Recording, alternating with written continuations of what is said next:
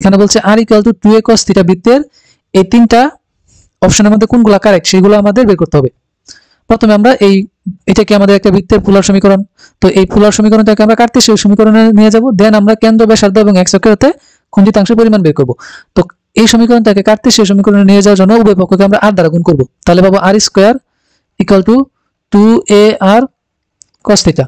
এখন এখানে r স্কয়ারের পরিবর্তে লিখতে পারবো x square plus y square equal to 2ar cos theta পরিবর্তে x, পক্ষান্তর করলে হবে x square plus y square minus 2ax equal to 0। তো এটার কেন্দ্র হচ্ছে আমাদের x এর সহগকে আমরা -2 দ্বারা ভাগ করব।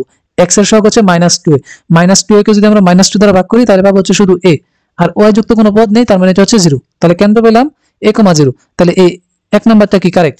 এখন ব্যাসার্ধ সমান আমরা জানি r equal to √g square plus f square minus c। এখন এখানে f এর মান 0, c এর মানও 0, এন্ড g এর মান হচ্ছে a বা -a, তো -a এর বর্গ করলে আমরা পাবো a স্কয়ার। তাহলে এখানে আমরা ব্যাসার্ধ পাবো হচ্ছে a, তার মানে এই দুই নাম্বারটা কারেক্ট না।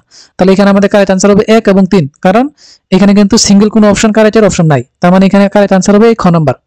এখন যদি আমরা এই 3 নাম্বারে যাচাই করি, x অক্ষতে খণ্ডিতাংশের সূত্র ছিল 2 √g square minus c, c এর মান হচ্ছে 0 আর g এর মান আমরা পেলাম হচ্ছে -a, তাহলে এখান থেকে 2 √a স্কয়ার মানে হচ্ছে 2a, এই অপশনটা কি কারেক্ট। আমাদের 1 এবং 3 এটাই কারেক্ট आंसर, তাহলে এখানে কারেক্ট অপশন হচ্ছে খ।